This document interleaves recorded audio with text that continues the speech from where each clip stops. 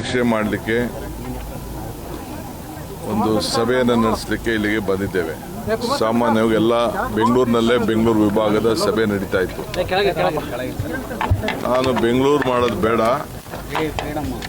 ಈಗಾಗಲೇ ಅಧಿಕಾರಿಗಳ ಹತ್ರ ಕರೆದು ಜಿಲ್ಲಾಧಿಕಾರಿಗಳ ಹತ್ರ ಕರೆದು ಚರ್ಚೆ ಮಾಡಿದ್ದೇನೆ. ಸೊ ಇದನ್ನ ತುಮಕೂರು, ಶಿವಮೊಗ್ಗ, ಚಿತ್ರದುರ್ಗ, ದಾವಣಗೆರೆ ಇವೆಲ್ಲಕ್ಕೂ ಕೂಡ ಅನುಕೂಲ ಆಗ್ತದೆ. ಬರೀ ಕೋಲಾರ, ನಮ್ಮ ರಾಮನಗರ, ಬೆಂಗಳೂರು ಸ್ವಲ್ಪ ದೂರ ಆಗ್ಬೋದು. ಸೊ ಈ ಭಾಗದಲ್ಲಿ ಮಾಡೋಣ ಅಂತೇಳಿ ಇವತ್ತು ಈ ಭಾಗದಲ್ಲಿ ಸಭೆಯನ್ನು ಇಟ್ಕೊಂಡಿದ್ದೇವೆ. ಸೊ ಕೆಲವು ಜಮೀನಿಗೂ ಕೂಡ ಭೇಟಿಯನ್ನು ಕೊಡ್ತಾ ಇದ್ದೇನೆ. ಈಗಾಗಲೇ ರೈತರಿಗೆ ಯಾವ ಕಾರಣಕ್ಕೂ ಕುಡಿಯೋ ನೀರಿಗೆ ತೊಂದರೆ ಆಗಬಾರ್ದು ಅಂತೇಳಿ ಬೆಳಗಾಂನಲ್ಲಿ ಒಂದು ವಿಶೇಷವಾದಂಥ ತೀರ್ಮಾನವನ್ನು ಮಾಡಿದ್ದೇನೆ. ಆಲ್ಮಟ್ಟಿ ಒಂದು ಬಿಟ್ಟರೆ ಇನ್ನೆಲ್ಲೂ ಕೂಡ ಇನ್ನು ಒಳ್ಳೆ ವಾತಾವರಣ ಇಲ್ಲ. ಬರ ಹೆಚ್ಚಿಗೆ ಆಗ್ತಾ ಇದೆ. ಈ ಭಾಗದಲ್ಲೂ ಕೂಡ ಭಾಳ ಬರ ಇನ್ನು ನಮಗೆ ಕಾಣ್ತಾ ಇದೆ. ಸೊ ಅದಕ್ಕೆ ಏನು ಮಾಡಬೇಕು ಮುಂಜಾಗ್ರತವಾಗಿ ಅಂತೇಳಿ ಚರ್ಚೆ ಮಾಡಲಿಕ್ಕೆ ಇವತ್ತೆಲ್ಲ ನಮ್ಮ ಜನಪ್ರತಿನಿಧಿಗಳು ಕೂಡ ನಾವೆಲ್ಲ ಆಹ್ವಾನವನ್ನು ಕೊಟ್ಟಿದ್ದೇನೆ. ಅಧಿಕಾರಿಗಳು ಕೂಡ ಮಾಹಿತಿಗಳನ್ನೆಲ್ಲ ಪಡ್ಕೊಂಡಿದ್ದಾರೆ.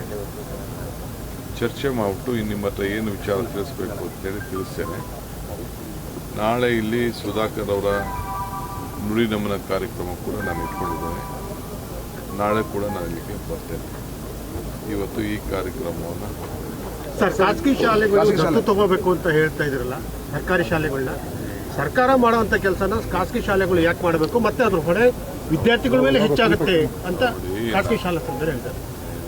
ನನ್ನ ಹತ್ರ ಹೇಳಿ ಅವರು, ಖಾಸಗಿ ಶಾಲೆಯವರು ನನ್ನ ಹತ್ರ ಹೇಳಿ, ನಾನು ಆಮೇಲೆ ಮಾತಾಡ್ತೀನಿ.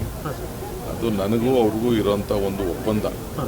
ಖಾಸಗಿ ಅಂದರೆ ಎಲ್ಲ ಶಾಲೆಗೂ ಅಲ್ಲ, ಎಲ್ಲ ಶಾಲೆಗೂ ಅಲ್ಲ, ಅದೊಂದು ಲಿಮಿಟೇಷನ್ ಇದೆ. ಕೆಲವು ಒಳ್ಳೊಳ್ಳೆ ಶಾಲೆಗಳು ಹಳ್ಳಿ ಗ್ರಾಮೀಣ ಪ್ರದೇಶದ ಶಾಲೆಗಳಿಗೆ ಅವ್ರ ಮಟ್ಟಕ್ಕೆ ತೆಗೆದುಕೊಂಡು ಹೋಗ್ಬೇಕು. ಸಪೋಸ್ ಯಾವುದೋ ಒಂದು ಬೆಂಗಳೂರಲ್ಲಿ ಶಾಲೆ ಇದೆ, ದೊಡ್ಡ ದೊಡ್ಡ ಶಾಲೆ, ಅನುಕೂಲವಾದ ಶಾಲೆ, ಒಳ್ಳೊಳ್ಳೆ ಫೀಸ್ ತಗೋತಾ ಇದ್ದಾರೆ.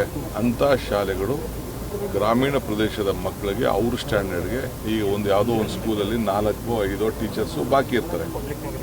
ಸೊ ಅಂಥವ್ರಿಗೆ 4-5 ಟೀಚರ್ಸ್ಗೆ ಅವರು ಶಾಲೆಯಿಂದ ಕಳಿಸಿ ಅವ್ರು ಪ್ರಯೋಗ ಮಾಡಿ ಸರ್ಕಾರ ಶಾಲೆಗಳಿಗೆ ತೆಗೆದುಕೊಳ್ಳೋದು. ಸೊ ಅನೇಕ ದೊಡ್ಡ ದೊಡ್ಡ ಬಿಸ್ನೆಸ್ ಮೆನ್ ಇದ್ದಾರೆ. ಒಂದು CSR ಪಾಲಿಸಿ ಮಾಡಿದ್ದೀವಿ. CSR ಪಾಲಿಸಿಲಿ ಏನಿದೆ ಅಂತಂದರೆ ಅವರು 2% ಹಣ ಸಂಪಾದನೆ ಮಾಡೋ ಹಣನ ಅವರು ತಗೋಬೇಕು ಅಂತ, ಏನು ಅವರು ಖರ್ಚು ಮಾಡಬೇಕು ಅಂತಿದೆ. ಒಂದು ಏನೇನೋ ಕ್ರೈಟೀರಿಯಾ ಇದೆ, ಯಾವುದಾದ್ರು ಕೆಲಸಗಳಿಗೆ ಮಾಡ್ಬೋದು ಅನ್ನೋದು ಕ್ರೈಟೀರಿಯಾ ಇದೆ. ನನ್ನ ಉದ್ದೇಶ ಏನಪ್ಪ ಅಂತಂದರೆ ಫಸ್ಟು ಪ್ರೈಮರಿ ಎಜುಕೇಷನ್ ಬೆಂಗಳೂರಿಗಾಗಲಿ, ಚಿತ್ರದುರ್ಗಕ್ಕಾಗಲಿ, ದಾವಣಗೆರೆಗಾಗಲಿ ಹಳ್ಳಿಯಿಂದ ವಿದ್ಯಾಭ್ಯಾಸಕ್ಕೋಸ್ಕರ ಜನ ವಲಸೆ ಬರೋದನ್ನ ತಪ್ಪಿಸ್ಬೇಕು ಅಂತ, ಹಳ್ಳಿ ಮಕ್ಕಳಿಗೆ ಬೆಂಗಳೂರು ಮಟ್ಟದ ವಿದ್ಯಾಭ್ಯಾಸ ಸಿಕ್ಕಬೇಕು ಅಂತ, ದಾವಣಗೆರೆ ಮಟ್ಟದ ವಿದ್ಯಾಭ್ಯಾಸ ಸಿಕ್ಕಬೇಕು ಅನ್ನೋ ದೃಷ್ಟಿಯಿಂದ ನೀವು ಪ್ರತಿಯೊಬ್ಬರು ದತ್ತು ತೆಗೆದುಕೊಳ್ಳಿ ಅಂತ ಹೇಳಿದ್ದೀನಿ. ನನಗೂ ಅವ್ರಿಗೂ ಒಪ್ಪಂದ ಆಗಿದೆ. ಹಿಂದೆ ನಾನು ಬೇರೆ ಸಂದರ್ಭದಲ್ಲಿ ಅವ್ರಿಗೇನೋ ಮಾತುಕತೆ ಮಾಡಿದ್ದೇನೆ. ನೀವು ಒಂದೊಂದು ಏನು ಈಗ ಎಷ್ಟೋ ದೊಡ್ಡ ದೊಡ್ಡ ಸಂಸ್ಥೆಗಳಿದೆ, CBC ಸ್ಕೂಲ್ಗಳಿದೆ, ICSE ಸ್ಕೂಲ್ ಇದೆ, ಅವ್ರ ಮಟ್ಟದ ಒಂದು 4 ಜನ ಮೇಷ್ಟ್ರುಗಳು ಯಾವುದೋ ಸ್ಕೂಲಲ್ಲಿ, ಈಗ ರಘುಮೂರ್ತಿ ಕ್ಷೇತ್ರದಲ್ಲಿ ಯಾವುದೋ ಒಂದು ಮೂಲೆ ಒಂದು ಹಳ್ಳಿ ಇದೆಯಪ್ಪ, ಹಳ್ಳಿಲಿ ಮೇಷ್ಟ್ರಿಲ್ಲ ಅಂತ ಒಂದು ಬರ್ತಿದೆ. 50,000 ಮೇಷ್ಟ್ರಿದೆ. ಸರ್ಕಾರ 1,40,000 ರೂಪಾಯಿ ಒಂದು ಮಗುಗೆ ಖರ್ಚು ಮಾಡ್ತಾ ಇದೆ. ಆದರೂ ಕೂಡ ನಾವು ಕ್ವಾಲಿಟಿ ಎಜುಕೇಷನ್ನ ಮೊದಲಿಂದನೂ ನಾವು ಮಾಡೋಕ್ಕಾಗಲಿಲ್ಲ. ಆ ದೃಷ್ಟಿಯಿಂದನೇ ನಾವು ಪ್ರೈವೇಟ್ ಅವ್ರಿಗೆ ರಿಕ್ವೆಸ್ಟ್ ಮಾಡಿದ್ವಿ. ಅವರೆಲ್ಲ ಭಾಳ ಸನ್ನದ್ಧರಾಗಿದ್ದಾರೆ, ಅವರು ಮಾಡ್ತಾರೆ. ಕ್ಯಾಬಿನೆಟ್ ವಿಸ್ತರಣೆ ಮುಂದಿನ ವಾರ ನೀಟ್ ಪ್ರಶ್ನೆ ಪತ್ರಿಕೆ ಸಾಕಷ್ಟು ಪ್ರತಿಭಟನೆ ಮಾಡಿದ್ರು ಸರ್. ಈಗ BJP ಅವರು ಕಾಂಗ್ರೆಸ್ ಕಚೇರಿಗಳ ಮುಂದೆ ಪ್ರತಿಭಟನೆ ಮಾಡ್ತಾ ಇದ್ದಾರೆ. ಅವ್ರಿಗೆ ಅವಮಾನ ತಡೆಯೋಕ್ಕಾಗ್ತಾ ಇಲ್ಲ.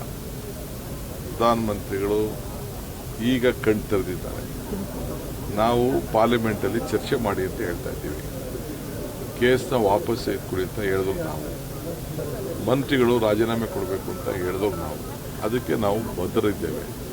ಇದು ಮಕ್ಕಳ ಭವಿಷ್ಯ. ಇದು ಈಗ BJP ಅವ್ರಿಗೆ ಪಾಪ ಅವ್ರ ಕೈಲಿ ತಡ್ಕೊಳಕ್ಕಾಗ್ತಾ ಇಲ್ಲ. ಮಕ್ಳಿಗೆ ಏಟು ಹೊಡೆದು ಬಿಟ್ರಲ್ಲ, ಆ ಇಡೀ ದೇಶದ ಮಕ್ಕಳು ದಂಗೆ ಎದ್ಬಿಟ್ಟಿದ್ದಾರೆ.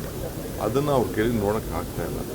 ಸೊ ಅದಕ್ಕೆ ಇವತ್ತು ಪ್ರಜಾಪ್ರಭುತ್ವ ವ್ಯವಸ್ಥೆ, ಈಗ ನನ್ನ ಮೇಲೆ ಎಷ್ಟೋ ಜನ ಪ್ರತಿಭಟನೆಗಳು ನಡೀತದೆ, ನಾನು ಬೇಡ ಅನ್ನೋಕ್ಕಾಗ್ತದ? ನೀವು ಮಾಧ್ಯಮದವರು ಪ್ರತಿಭಟನೆಗಳು ಮಾಡ್ತಾ ಇರ್ತೀರಿ, ನಿಮ್ಮನ್ನು ಬೇಡ ಅನ್ನೋಕ್ಕಾಗ್ತದ? ಇದು ಪ್ರಜಾಪ್ರಭುತ್ವದ ವ್ಯವಸ್ಥೆ. ಅದರಿಂದ ಬಿ ಜೆ ಪಿಯವ್ರಿಗೆ ಪಾಪ ಇನ್ನೇನು ಮಾಡ್ತಾರೆ ಅವರು, ರಾಜೀನಾಮೆ ಕೊಡ್ಸೋಕ್ಕಾಗ್ತಾಯಿಲ್ಲ. ನೀಟ್ ಪರೀಕ್ಷೆಗೆ ಮೊನ್ನೆ ಇದು KPSC ಯಾರು ಮಾಡಿದ್ರು ಅವನ ಅಧ್ಯಕ್ಷನ? ನಾವು ಮಾಡಿದ್ವಾ? ಅವರೇ ಮಾಡಿದ್ರು, ಅವರೇ ತಗಲಾಕೊಂಡು ಅದಕ್ಕೆ ಅವರೇ ಮುಂಚಿತವಾಗಿ ಗೊತ್ತಾಗ್ಬಿಟ್ಟು ಪತ್ರ ಬರೆದು ವಜಾ ಮಾಡಬೇಕು ಅಂತ ಹೇಳಿದ್ರು.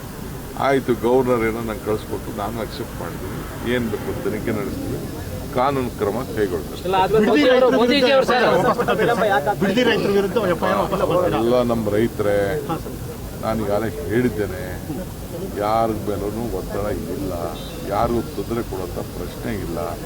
ಅವರೆಲ್ಲ ನಮ್ಮ ಜನ, ನಾವು ಅವ್ರು ಬಿಟ್ಟು ಹೋಗೋಕ್ಕಾಗಲ್ಲ, ಅವ್ರು ನಮ್ಮ ಬಿಟ್ಟು ಬದುಕೋಕ್ಕಾಗಲ್ಲ. ನಾವೆಲ್ಲ ಒಟ್ಟಿಗೆ ಬದುಕಬೇಕು. ತೀರ್ಮಾನ ನಾನು ಮಾಡ್ತೀನಿ ಬಿಡಿ.